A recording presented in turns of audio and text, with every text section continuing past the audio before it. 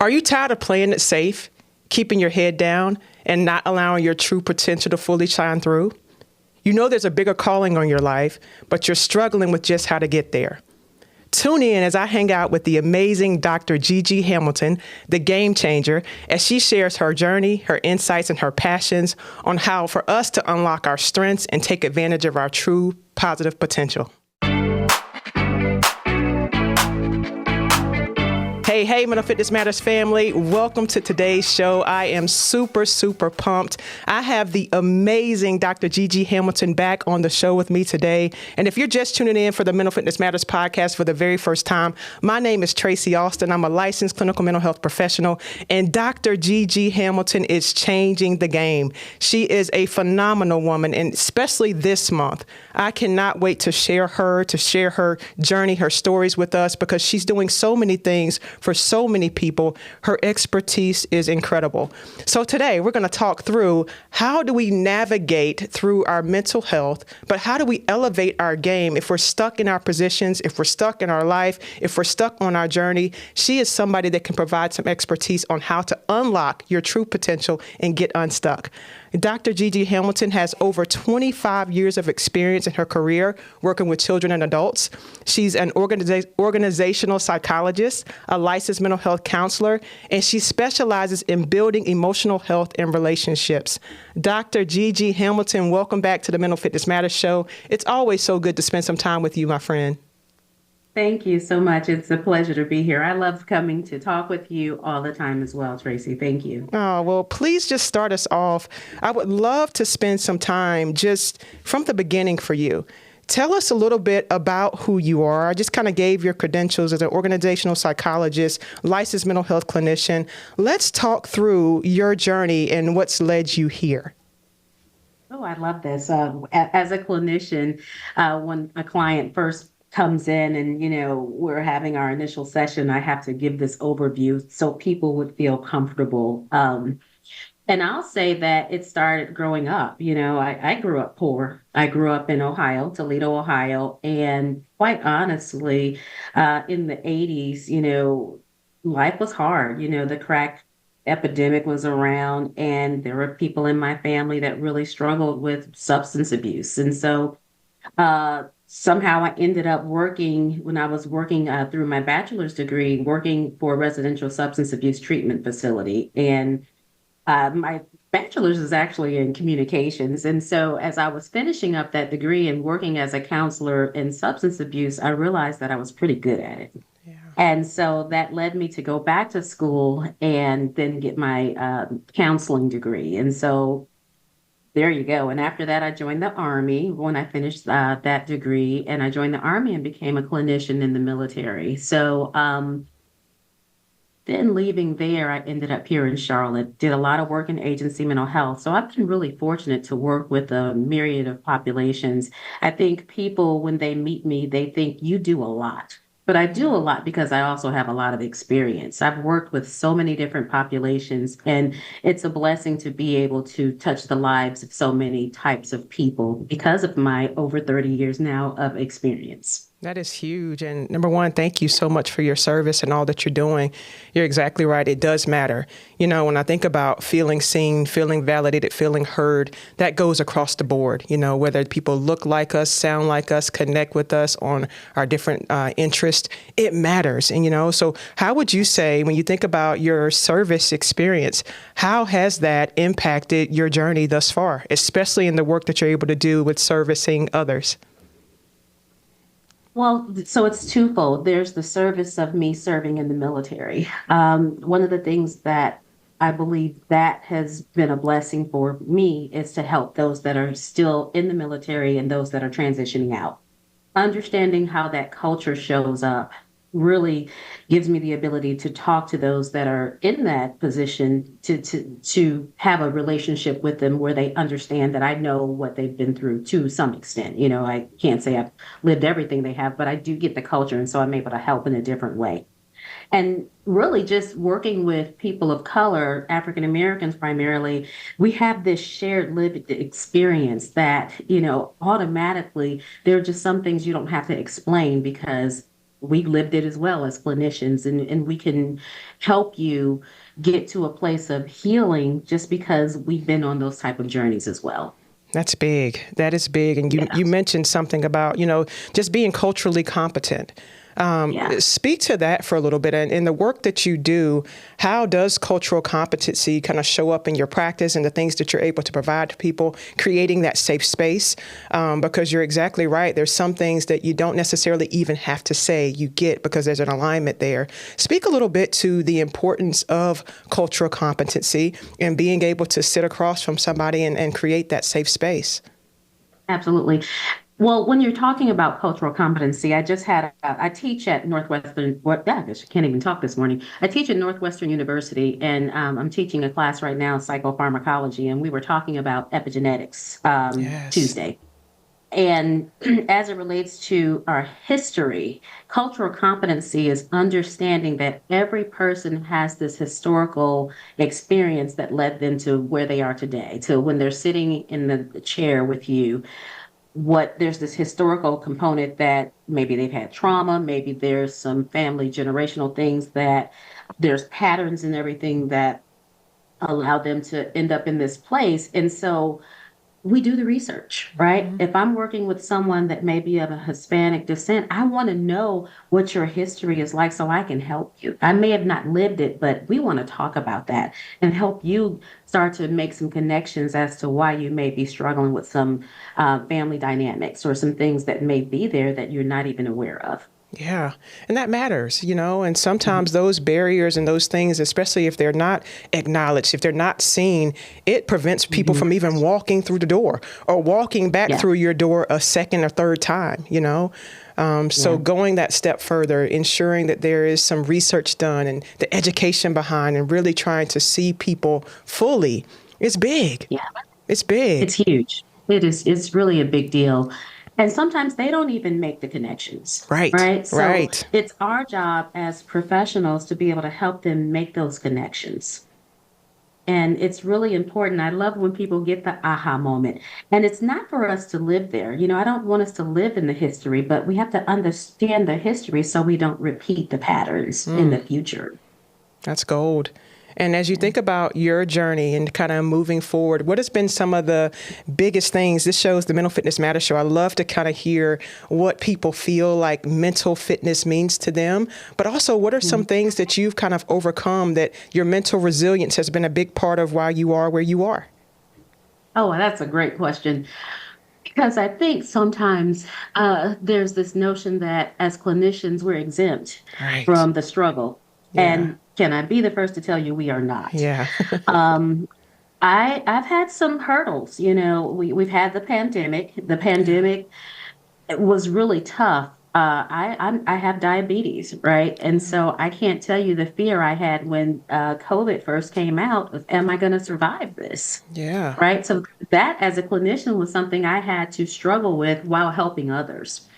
And I've since had COVID twice now, and I've been okay, but I also had to make some decisions about my own health as it relates to mental health fitness, because I didn't want that to be a barrier in my life, worrying about if I can get some type of flu or something and it may end up in my demise. That's a problem. Right. So as it relates to mental fitness, I made a decision. Being in the military, I have a lot of medical problems, right? So I love to. People will see on my social media. You always see me doing some type of workout program, and it changes. And it's changed. What they don't know is it's changed over time because I have all these injuries. Hmm. So I would ride my bike, I would get injured on my bike, it's all these things. But the reason I'm talking about that as it relates to mental fitness is because you always have to figure out what's next. What's the Yeah. best thing that's going to help you next? And so I ended up landing on now doing this virtual reality boxing, and I dance in there, and there's fighting aliens in space. And when I tell you it was a game changer, I tell you for women or even for men, it's the cheat code to working out. Yes. Absolutely the cheat code. I absolutely love it. If you're a visual learner, I mean, you get immersed in these worlds and it's just you and what's in that world. And it is the best. I only do it for 40 minutes a day, and it is the best workout. So, and I need that. One of the things I know about myself, for my own mental fitness is I need to get that dopamine in my brain going Yes. on almost daily. That's where my creativity comes from. That's where thoughts about how I can help my clients in a better way come from. Mental fitness really means where are you at your best? What do you need to do for yourself to be at your best? I love that. And thank you so much for sharing. And I think that's Mhm. huge. We were just kind of speaking of a mind body connection there, how your physical fitness really kind of enhances and optimizes your mental fitness and mental health. And they do go hand in hand, and I think being able to identify, like you're just talking about, what works for you. What's going to Yeah. help turn that brain on, turn on that creativity, unlock who we truly are, finding those spaces where we can just dive into. And I love that you're talking about the VR and the gaming. And that just kind of segue us into, I want to hear what's behind the name, the Game Changer. Talk about Oh, that. I love it. I love it. Thank you for What's asking that. behind the So we're name, gonna the Game Changer? Talk to us about that. Yeah, we're going to thank my branding team, Social Bee, for that because we could not figure out how do we brand me. And I love it. what ultimately happens is we were talking about, well, what do you do? Who do you serve? Right? How do you show up? And quite honestly, when we had just the conversation, we talked about who I am. And we were joking one day, and I was telling them that, well, my friends call me the Olivia Pope of therapy, right? Yeah. Like, I just get it done. It's like I have the bat phone. I don't know if you've ever seen Batman back in the day when he had the basement and he had the red phone. Yes. My phone is like the bat phone where I will just get calls and I help people resolve issues, right? And people know that that's not anything we market. It's just people in my life know that if they're really struggling with something, that I'm the person to call to help them with that. But as we were trying to figure out how to do the branding, we were talking about the fact that I work with professional athletes, that really I am a change agent. And ultimately, based on all of the dynamics of my, experience, the game changer made the most sense because as we were talking about it, we had did a training. I was speaking in New Orleans, and when we were there, and people were just like, "You've changed the way I see the world in just one conversation." And so that's where the game changer came from. That's huge. That's powerful. That's impact. And when you think about that, and like you're saying, showing up in several spaces because of your expertise, and when you think about how the world connects, sporting events are like, the game is huge. People really Yeah. can get into competition, get into being the person that's on the back end and then kind of making their way to the top. People can get into consistency and training. And so when you hear that game changer and being able to really go a little bit deeper and unlock the truth of your game, getting to that next level, performing at your peak, I think it's genius. I think it follows on so many platforms, so many of the things that you're doing, so many of the innovative strategies that you're implementing as you're working with your clients. What are you noticing the most has been your biggest impact when you're coming in from that perspective of changing your game, elevating your game, and unlocking your truth? How has that been beneficial as you're working with the clients that you serve? What's that Yeah, impact? and what you mentioned, it is really important because it doesn't matter your profession. It doesn't matter, you know, what how you show up in life. We all have a game. Our life is a game, if you will. And so what we want to do is figure out how we can have the best game. And so the impact that I've had on people is helping them figure out how to get to their best game. So it's so individualized. And I think that's the thing that makes this so special.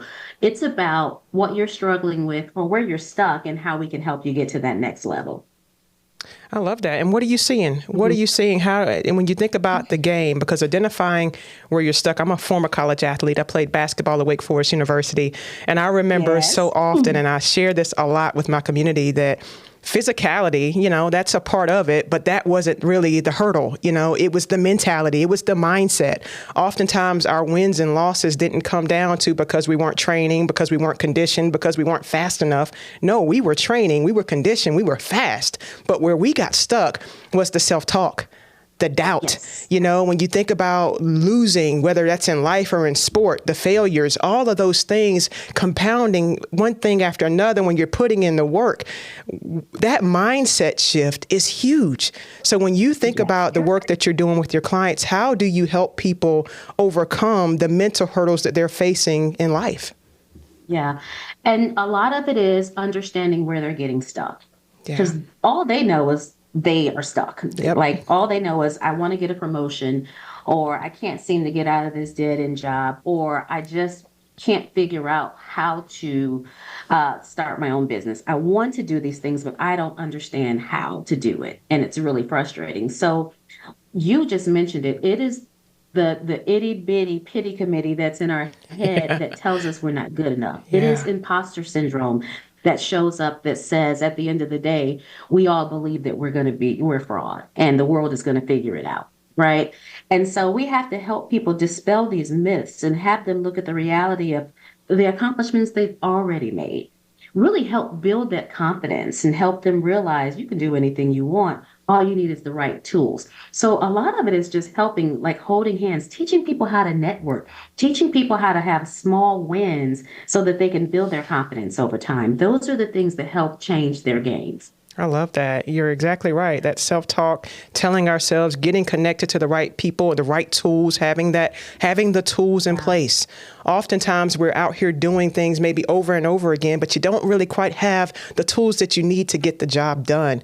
Let's speak Right. to that, especially when we think about the communities that we serve, especially if there's barriers and limitations to our Black community for even getting into therapy, getting into seeing a professional. There's so many things that may be the myths and the stigmas around even entering a space to get additional and professional support.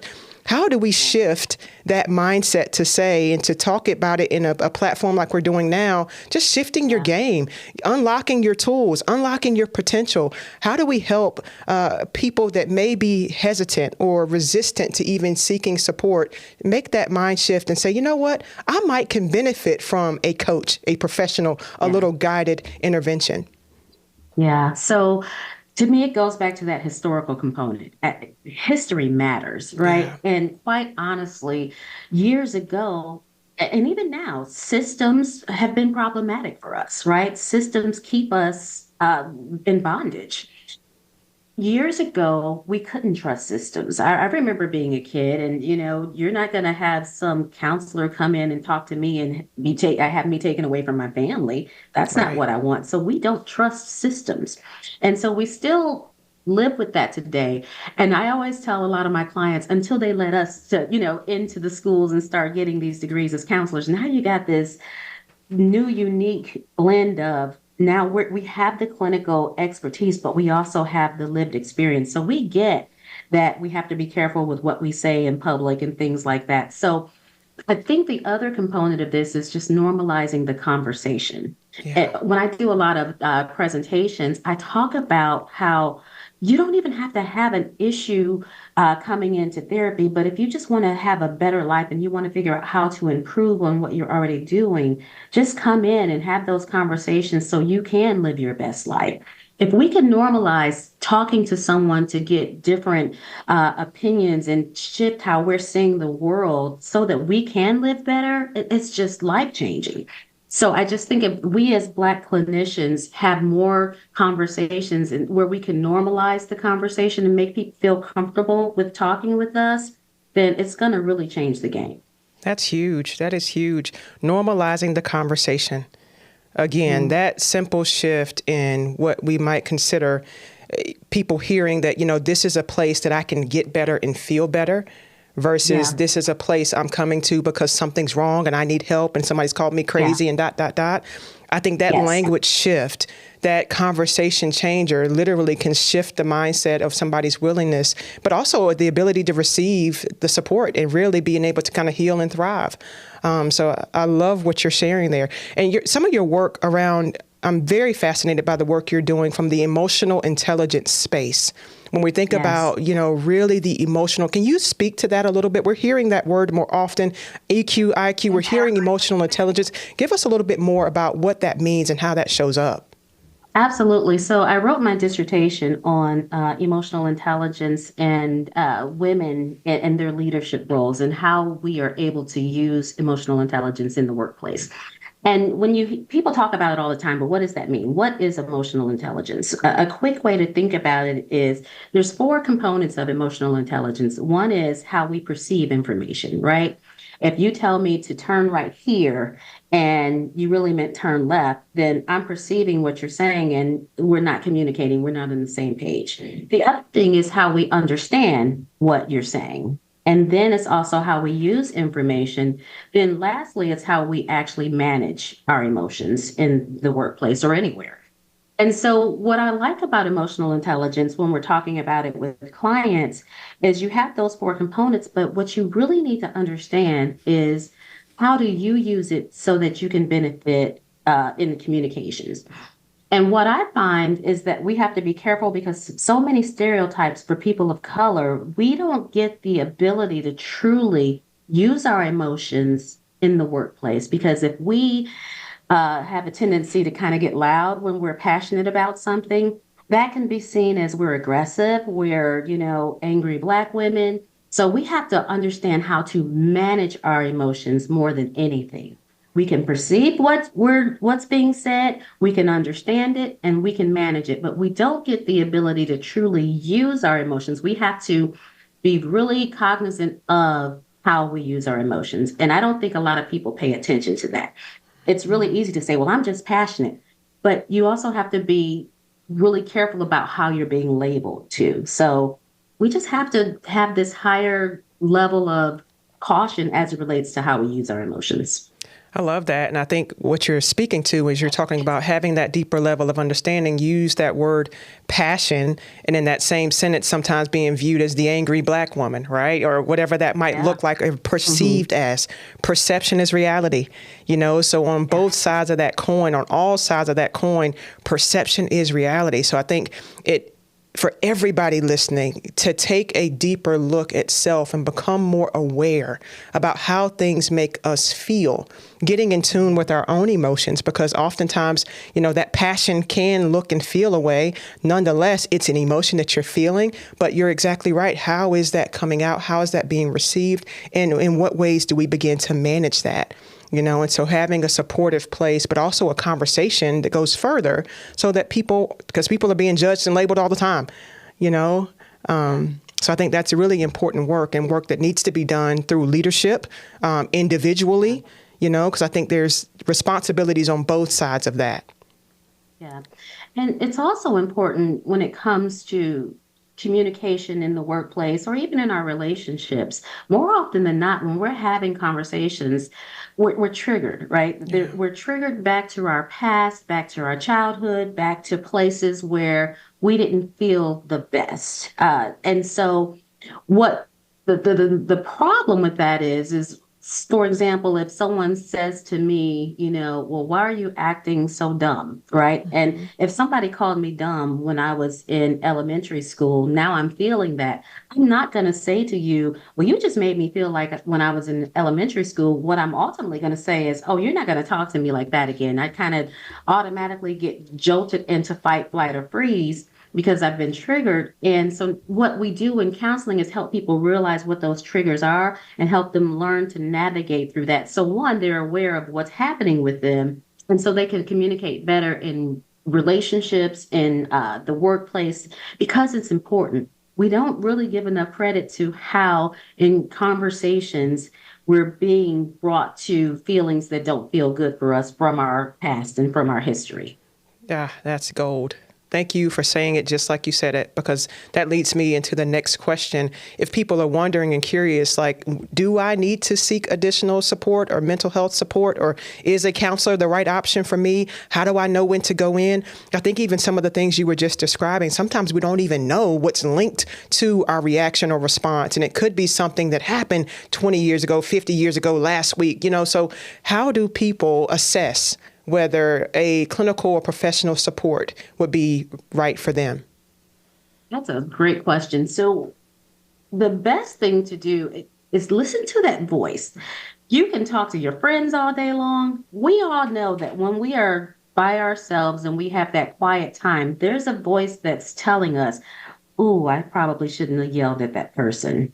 Maybe I should apologize." Where we're really having this assessment with ourselves, but there just may be this place where it's like, well, how do I do this different? And you just don't know. Or these themes and patterns keep coming up for you, or people may say you're selfish, or they may say all these different things about you, and you don't want to really own that, but somewhere down deep down inside, this really may be true. How do I do this differently? How do I have better relationships? And so that is a perfect place to sign up for therapy, right? To have some conversations to kind of work through, well, I don't know why this is happening, but it keeps coming up in my life. Right. So think about the themes and patterns. People will kind of tell you, well, you seem awfully selfish, or you don't seem like you're giving me enough time in my life, just different things. And it's really important that you are talking to a therapist. And Tracy, you actually had a good question, because I also provide coaching, personal and professional development coaching. When do you know which one to go to? Do you get therapy or do you get coaching? Coaching is great if you're thinking about how to progress in your professional career. Counseling is really important when you're really interested in trying to figure out how to improve yourself. How do you get better from a personal perspective in your life? How do you grow? How do you change? How do you even challenge yourself to, deal with if you're having anxiety, if you're having stress, if you're having some depression sometimes, if you realize that your moods fluctuate quite a bit, that's more for counseling. But if you're in a place where you just really want to get to a better place professionally in life, where you actually want to have the ability to start your own business, or you just can't figure out how to get that promotion, that's where coaching is important. So they're very different things. Thank you for diving into that, though, and explaining that, separating the two, and kind of helping people understand where they may fit in all of it. And so you might have people in both places. They're the coach and the player. They're the executive, and they also need some additional support. And so being able to kind of hear yourself as the whole person and see yourself as the whole person. That's why I love your tag, the game changer, because there's so many quarters in a game. There's so many seasons of life. There's so many moments in a play that this is a game of life. It's not just about start and finish. This is a game of life. There's going to be highs and lows and ups and downs. And at each part of this journey, it's going to require a different level of us. And so having the tools, as you mentioned, in the toolbox, having the people and supports, as you mentioned, along the way, can really help change the narrative, change how you see, change your perspective, but also change your ability to show up for yourself and the community that you serve. So I think it's huge. Yeah. And, research shows that we change every 7 years. Yeah. Right. Life would be boring if we stayed the same. Yeah, right? I feel like we change every day. I agree. Look. It depends on the moon. It depends on what side of the bed we wake up on. You're absolutely right. But what I will say, it wouldn't be, really odd if you have both a coach and a counselor. Right. Right. Think about it. We may have a general practitioner that we go see, and we might have a chiropractor. Yes. Right. They work on different things. So if you really want to have, and this as an athlete, if you want to have the best ability to do your very best, you need the right tools. Yes. And these are the right tools that people aren't talking about. Absolutely. Right? We all need help getting out of our own way. Mm-hmm. Absolutely. And you're exactly right. I think the biggest unlock and the hack that I'm noticing and that I'm taking advantage of is that I'm more than just physical body, right? There's a spirit me, there's a mental me, there's all of these components of who I am. And the more that I'm learning, the more that I'm growing, the more that I'm out doing the work, but also serving others, it's not just about taking care of one part of you. And when you begin to realize that one part of you is connected to the next part of you and the next part of you, there's a whole shift that begins to take place when we really begin to take care of ourselves fully. And oftentimes we don't know what we don't know. We learn a little bit, and then we go, and then we learn a little bit more, and then something traumatic might happen, and it's like, oh, whoa, that comes to light, So you're exactly right. You might be seeing a therapist, you might be seeing a chiropractor, you might be going to yoga, you might be seeing an acupuncturist, you might be doing neurofeedback Yeah. training. There's a whole world of healing, of wellness that's out here and available to us. And so being able to be open, keeping that mindset open, and if there is some resistance and hesitancy, do a little deeper dive into what are the blocks. What are the Yeah. things in the midst that you may have heard before that are keeping you stuck? And are you ready to be unstuck? And if you're ready to be unstuck, there's people out here that are in position that can really help you unlock those stuck points and create a life of your full potential. It's big. It is. And I'll tell you one interesting thing that I do. I have a 20-year-old son, and I have him, I'm visual, so I need to write things down. So I have him in his room. He has a whiteboard, and on that whiteboard, we have physical, emotional, spiritual, and financial. And those are the areas in life where daily you should be checking to see if you're on point with where you want to be. I love that. Maybe one day you're off. If you're having an off day, you need to look at that board and see what's missing, what's the deficit, getting attacked, right? What's happening that day, and what do you need to do to get back on track? If you're not aware of your, like I call it's like a stool, right? It's the thing that keeps you in balance. And if you're not aware of, just seeing it every day, am I in check? Am I in tune? What's happening? Then you're just kind of on autopilot, right? It's like driving with no direction. So really our goal is to help you drive intentionally, is to help you have a goal, a place to go, and make sure that you're getting what you need on the way. I love that. And that was gonna lead me into the question about, do you have any tips or strategies you can share for helping people get more intentional about that? But I love that visual component. You're setting some things up from every area of life and making sure that you're tapping into that, seeing it, connecting with it, being intentional. I love that word, intentional. Yeah. It's if we're not intentional, and we're floundering. We're just Yep. out here, let whatever happen to us happen. That's a trip. I don't even have a clinical word for it. We have to really decide every day. I am intentional. I have a whiteboard in my room too, Yeah. right? And my to-do list is on mine. And I have to be intentional to make sure, like, as a matter of fact, we're like on February 8th, and I went and I looked at my whiteboard on my way to bed last night, and I was like, girl, it's time for you to do your February board. Mine still is on January, but I just hit everything on my to-do list because it's always there. That's huge. I love Yeah, it that. is. Yeah, I it's pretty love that. cool. Yeah. And finding the systems that work for you. You said out Yes. loud, you're visual. Somebody else may Hmm. need to kind of feel it, connect with it, write it down, journal, whatever your thing is. Somebody might Exactly. need to get into the boxing or running or whatever it is that makes you feel Hmm. like you're turned on and you're getting something done and you're being productive. You feel good about yourself. Lean into that. Don't ignore Yeah. that thing.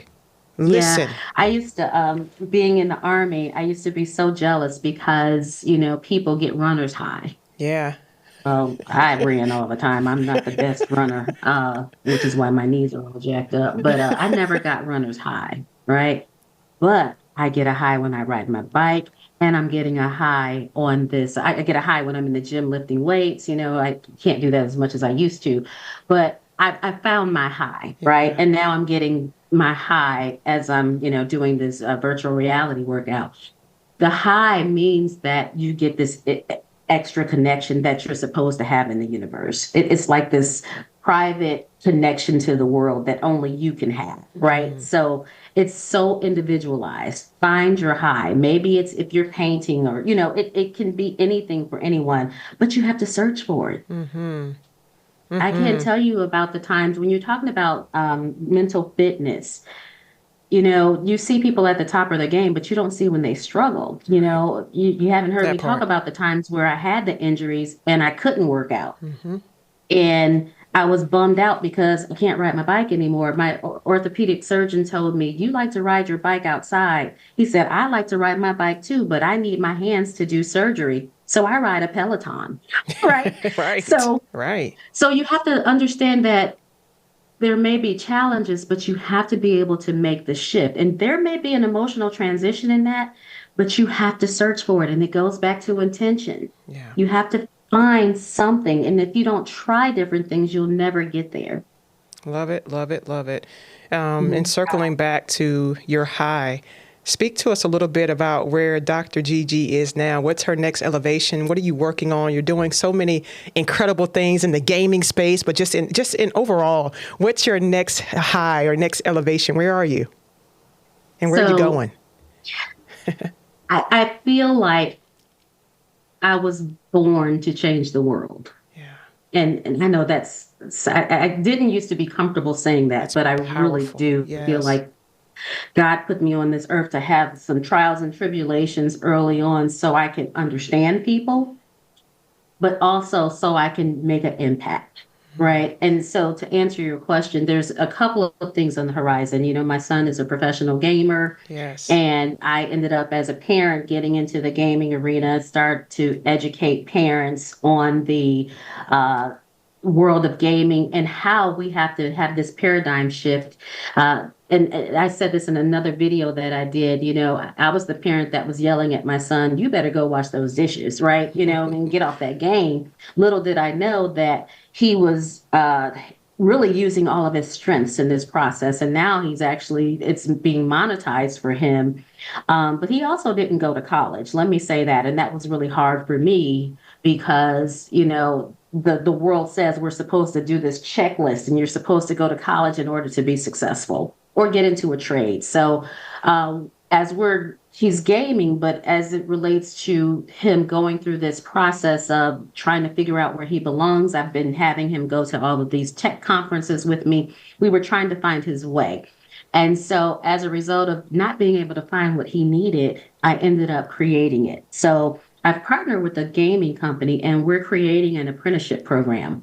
And it's going to be a paid apprenticeship program for young adults from the ages of 18 to 34. And we've increased the age to 34 because we're also including people in the military in that population as they're transitioning out of the military so that they can actually find jobs that are in the gaming arena, like production, game development, writing stories for games, all of these different roles. And you can actually get viable occupations and really earn, you know, a great living at doing it. And what I found was the difference between my program and other programs is found that there's a lot of tech apprenticeship programs out there now, but you need to know what you want to do. You need to know that you have to know that you want to do cybersecurity. I know that I want to go into coding. Well, what I'm finding is that the young adults don't know. Right. And so as they don't know, I'm like, well, let's give them the ability to explore. And that was the thing that was missing. And so as it relates to that, our program will give you the ability to have 4 choices and you get a month to explore each of those roles. And then you get to pick what you want to do. Then you'll get the opportunity to have a internship and then a paid job as a result of that. So it's pretty exciting. I am super excited about this. I think this is truly the game changer in this world. Yeah. So Yes. that I am so happy about because, and it's hard, you know, I'll say this too, having an African-American son who did not go to college, I am petrified that I don't want him to fall through the cracks. So I will do whatever it takes, even create an apprenticeship program, That's you right. know, to make sure that he's going to be successful in this world because just because he doesn't go to college does not mean he's not bright. That's Does not right. mean, and this is for all of our young adults, they have talents and strengths, and we have to help them cultivate those. So, Oh, you don't know how many sorry, I people. went on a tangent. No, You no, started no, getting me no. to talk about this. I love it, love it, love it. Thank you for sharing that. And you can hear the passion in your voice and the direction and intentionality about everything that you're doing. And I know when you first started off, you're saying you feel like you were born to change the world and making an impact. So just know I salute you and I thank you. You are changing the world and you are making an impact and you're creating a safe space. And you just gave a perfect example. And I can't wait to interview your son and have him on the show because you're creating a space for people that may not have ever thought that was a reality, right? This gaming space is huge. You're exactly right. This is a game changer. And to be a mom and to be able to be open and have that mindset and allow him a place to play, and he's good at it, right? And now this is a job with him and for him. It's just, that is a game changer even of itself. And don't you apologize for going on and on about that. I thank you so much for doing that, because so many parents and people are listening right now like, oh my gosh, see, Mom?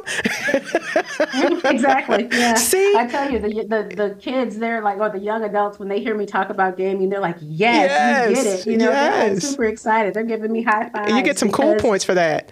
I do. Yeah. So. Yeah. Dr. Gigi, I can't. The language though that they use, they're like, okay, you don't have to do all that. Right. Right. I can't thank you enough for your time. I want you to share with our audience, where can they find you and learn more about what you're doing, and also seek your support and services if available and want that? Absolutely. My website is drgigi.com, and the social media, my Instagram is at Dr. Gigi Hamilton. That's Gigi. And I look forward to seeing you all in social media. And the last thing I really would like to talk about is I do have a new book coming out. Didn't even get a chance to talk about that. Let's talk. Let's talk. You're good. Yeah, it's called The Cape Escape, and it really talks about the demands of the world that women deal with. And that means, you know, the world says we're supposed to be able to do it all. We're supposed to have this high earning 6-figure job. We're supposed to raise our children. We're supposed to have these gourmet meals done. We're supposed to wash the dishes. And the reality of it is women are trying to do all of these roles. It's almost like we have this superwoman cape on. And the book really talks about how you end up secretly struggling behind the scenes, because I work with a lot of the clients that are going through this. And ultimately, my book, The Cape Escape, talks about redefining your superpowers. And what we're doing is talking about how you ultimately can redefine your own world so that it fits for you, not the world, so that it's comfortable for you. Really setting some boundaries, talking about what makes sense for you so you are happy. And so I love that. I created this, and I really just did it as recently. I did a post yesterday, and I talked about the senior vice president from Lincoln University, Dr. Candia Bailey, and unfortunately, she took her own life because she was really struggling with some things that were happening for her at the university based on the news report. And it just broke my heart because she felt like she didn't have a way out. You know, and that is so hard, because to me, there's always a way. There's always a way out of a situation. And so she didn't have anyone to help her with that. And so that's where the idea of my book came from. I've actually done the Cape Escape as a training before, so it was easy for me to pull it together because I already know this, and I work with people every day doing this. So thank you for letting me just quickly talk about that. Absolutely. But I think it's going to help women really just redefine who they are and change their game right away. So, yeah. Of course, and change their game and give them some freedom and flexibility in all of who they are. I love the title of that. When is that coming out? Is it a release date coming up soon? It's coming out in March, actually, and just in time for Women's History Month, too. So, yeah, it's coming out soon. Yeah. Oh, that's so great. Maybe we can have you back in March when you launch that thing there too. And so, looking forward to that. Thank you so much for all you do and for who you are, all you serve and continue to do. Super excited to continue to follow you on your journey and all the amazing things that you will continue to do. It's Dr. Gigi Hamilton, family. Make sure you go back, listen to this episode, share it with your loved ones. There's so many nuggets and gems in here. Wherever you are on this journey called life, of this game of life, don't be afraid to plug into yourself. Elevate your character, elevate who you are at every level of your being. There's so much more to us than just what we see. And there's so many parts of us that need to be nurtured and healed. And there's people on your journey and your path that can do those things. And so I can't thank you enough for your time and all that you are and all that you do. And I want my Mental Fitness Matters community to go out and shine bright like the stars that we are. I can't wait to see y'all soon. Thanks for tuning in to this episode of Mental Fitness Matters. Be sure to subscribe wherever you heard this podcast so you never miss a future episode. If you found value in today's show, please share it with others. For more information or to connect with Tracy, you can visit her online and on Instagram at tracyalston.com and on LinkedIn and Facebook at Tracy Alston. Thanks again for listening, and we'll see you next time.